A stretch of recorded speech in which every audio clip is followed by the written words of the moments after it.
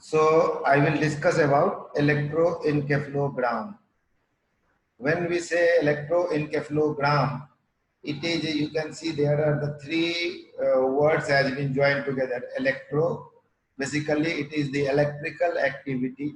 Encephalo, it is regarding the brain, and gram, that is the recording. So electroencephalogram is the surface recording of brain activity. एक और भी होता है, that is called electrocorticogram, कोजी, that is called ECOG, इलेक्ट्रोकॉर्टिकोग्राम.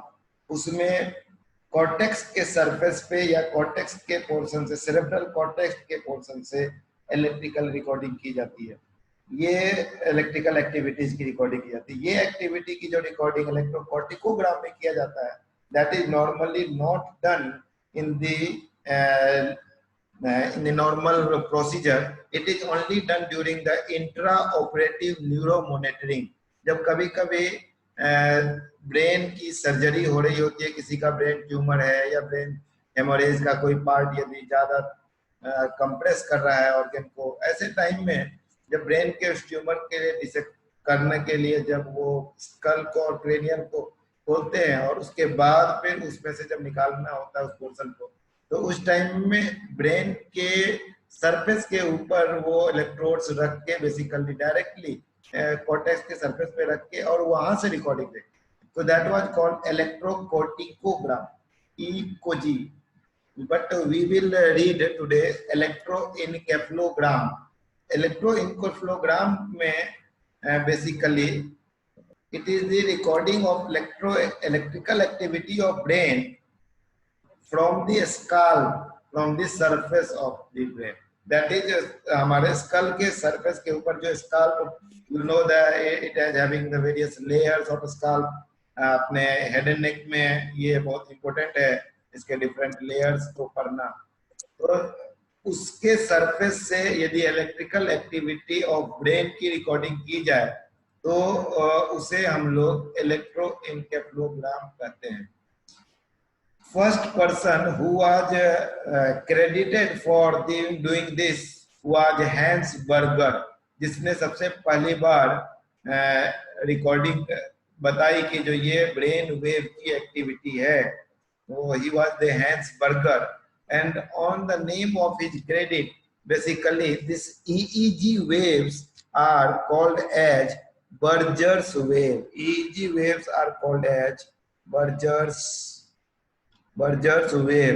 EG wave को Buerger's waves भी कहे जाते हैं. There are the different names of the different EG waves that we will study when in the upcoming slides.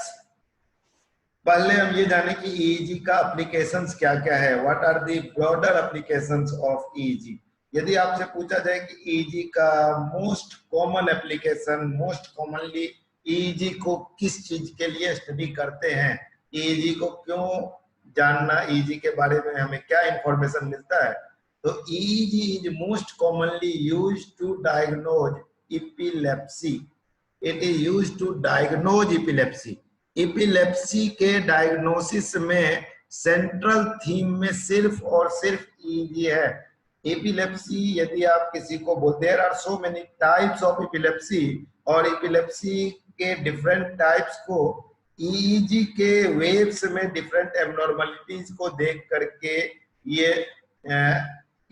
Epilepsy के types को बताया जाता है. जैसे एरिथमिया के लिए इलेक्ट्रोकार्डियोग्राफी है. एरिथमिया हम तभी जान पाएंगे जब हमारे पास ECG की रिकॉर्डिंग होगी.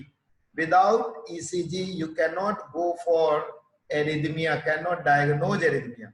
तो यदि किसी भी तरह की कार्डियक रिदम एब्नॉर्मलिटी है तो हम लोग ECG करते हैं. सिमिलरली EEG यदि देखा जाए तो EEG का मोस्ट ऑफन या most commonly used is for the disease called epilepsy. Along with that, EEG is also used to diagnose a variety of sleep disorders.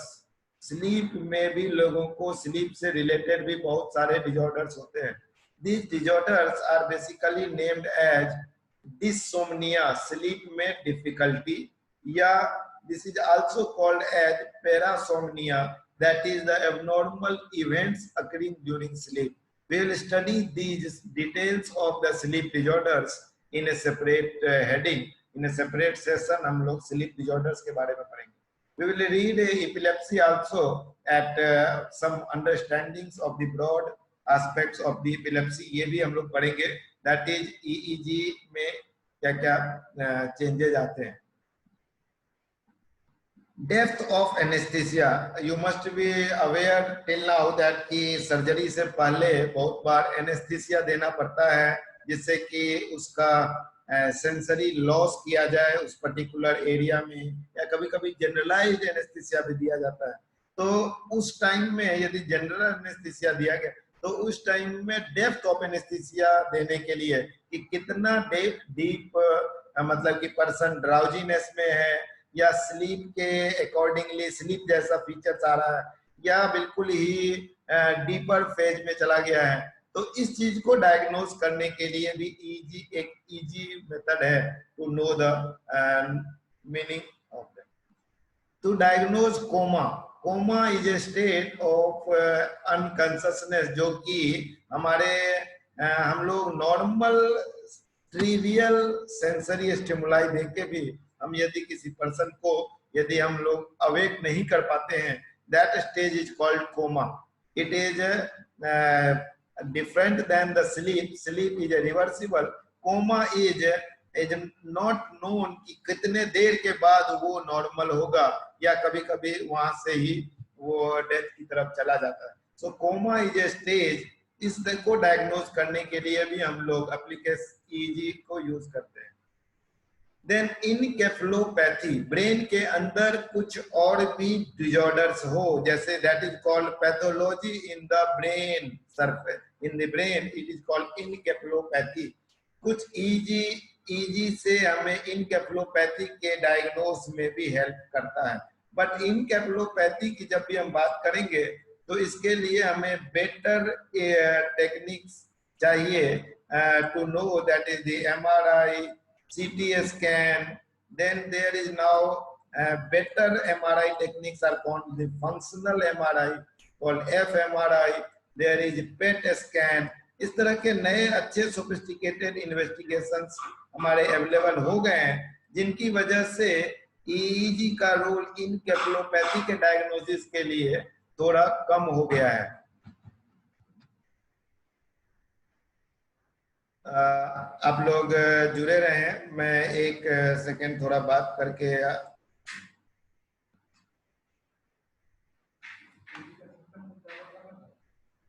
इसका वो वाला बता रहे हैं कि थोड़ा स्लो चल रहा है.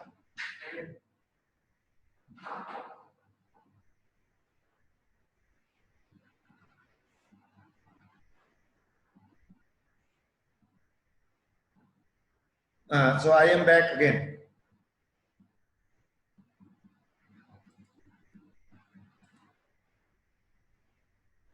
So applications of EEG में हमने देखा कि there are the most important application is the epilepsy. There are so many types of epilepsy. We will read that in a separate heading. Sleep disorders, we will read this. Now the depth of anesthesia, coma and encephalopathy. इस time में भी हमें EEG के features के बारे में पता लगता है. So there are so many things related to the applications of EEG. एक और कंडीशन है that is called brain dead. Brain death के टाइम में भी जो हमारा EEG is diagnostic feature to diagnose the EEG. या हम कभी-कभी पर्सन को डेथ डिक्लेयर करने के लिए कि इज ब्रेन डेड, तब ये हमारा रिक्वायरमेंट होता है जब हम लोग कभी-कभी ऑर्गन ट्रांसप्लांट के लिए कभी हम ऑर्गन के रिक्वायरमेंट में होते हैं. उस टाइम में ये ब्रेन डेड वाला जो स्टेज है उसको यूज किया जाता है बेसिकली कि जो पर्सन यदि ब्रेन डेड है तो व्हाट इज तो उसका जो है सो ऑर्गन यूज किया जा सकता है जैसे लीवर या हार्ट बेसिकली हार्ट ट्रांसप्लांटेशन में ब्रेन डेड में लोगों में ये यूज किया जाता है EEG to diagnose that. So this is basically the applications of EEG. Now the next thing regarding the EEG is that the origin of EEG waves. EEG wave के origin कहाँ से होते हैं?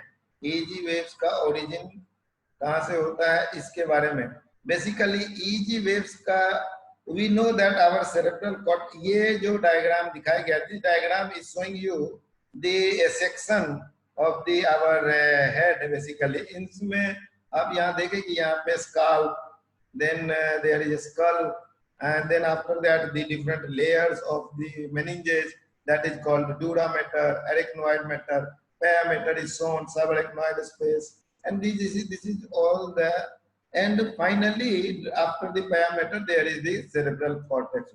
So EEG will be EEG waves जो भी electrical activities हैं these waves will be started from basically the neurons present in the cerebral cortex. Cerebral cortex में जो neurons हैं और उनका जो signal outward side में that is towards the skull side में जो उनके signal आ रहे हैं उन signal को समेट करते हैं इलेक्ट्रोड यहाँ रख दिया जाता है स्काल्प के सरफेस पे और उसको थ्रू उसको फिर बाद में एम्पलीफाई कर दिए जाते हैं एक फिल्टरिंग आता है फिल्टरिंग की जाती है उस वेव्स को एंड उसके बाद जो रिकॉर्डिंग हमारे पेपर पे आता है या you can see the computerised screen पे that is called as the basically EEG wave. So brain's spontaneous electrical activity over a period of time are being recorded from multiple electrodes. सिर्फ एक जगह रखने से काम नहीं चलेगा because till now we know that देखिए ब्रेन के डिफरेंट एरियाज में डिफरेंट फंक्शन के टाइम में डिफरेंट थॉट के टाइम में डिफरेंट सेंसरी स्टिमुलाई के टाइम में there are different portions of brain get activated and this तो इसलिए डिफरेंट इलेक्ट्रोड्स को हम पूरे सर के स्काल्प के ऊपर डिफरेंट लोकेशंस में हर जगह इलेक्ट्रोड्स लगा दिए जाते हैं और उन इलेक्ट्रोड्स का रिकॉर्डिंग्स देखा जाता है कि उनसे पेपर पे कैसी रिकॉर्डिंग आ रही है उनके वेव्स कैसे आ रहे हैं और फिर उसके अकॉर्डिंगली ये देखा जाता है कि क्या कैरेक्टरिस्टिक फीचर है उस पर्टिकुलर स्टेट ऑफ माइंड का या ब्रेन के फंक्शनिंग का तो ईजी के वेव्स का रिकॉर्डिंग बेसिकली ये हमारे न्यूरॉन्स के सेल बॉडीज और you can say the axons which are present in the cerebral cortex अब ये अलग अलग जगह से अलग अलग तरह के ये आ रहे हैं तो कौन से वेव हमारे पास इलेक्ट्रोड पे आएगा this is basically a very difficult to appreciate क्योंकि there are so many neurons in the brain और हर न्यूरॉन से अपने अपने कुछ स्पॉन्टेनियस इलेक्ट्रिकल एक्टिविटी चल रही होती है तो which is being picked by this electrode is very difficult to appreciate तो अल्टीमेटली ये निकाला गया कि we will see the different people बहुत सारे लोगों के हम डिफरेंट लोकेशंस ऑफ ब्रेन से स्टडी करेंगे and then we will come to know that this is okay this wave is coming from so accordingly जो ईजी वेव्स जो आते हैं वो पर्टिकुलर किसी एक जगह से नहीं हर जगह से आ रहे होते हैं तो यहाँ पे जो वेव रीड होता है वो बेसिकली होता क्या है जो एक जैसे सिग्नल डिफरेंट न्यूरॉन से आ रहे हैं वो एक जैसे signal suppose plus plus signal है तो एक जैसे सिग्नल को वो इकट्ठा कर लेता है और उसमें से कुछ सिग्नल ऐसे होते हैं जो कि उसको इनहिबिटरी भी होता है तो जो माइनस सिग्नल है वो उसको इनहिबिट कर देता है और अल्टीमेटली जो फाइनल आउटकम निकलेगा that will be picked by the electrode so electrode is picking up the final outcome of all the neuronal activities तो वो जितने दूर के एरिया को रीड कर सकता है मींस एक इलेक्ट्रोड जो रखा गया है वो ब्रेन के कितने एरिया के न्यूरॉन्स के इलेक्ट्रिकल एक्टिविटी को पिक कर रहा है अकॉर्डिंगली ईजी वेव्स को समराइज किया जाता है this much is sufficient for you for the origin of EEG waves. Now I will tell you how EEG recordings are done. EEG के recordings कैसे किए जाते हैं अब हम इसके बारे में पढ़ेंगे how the EEG recordings are done basically.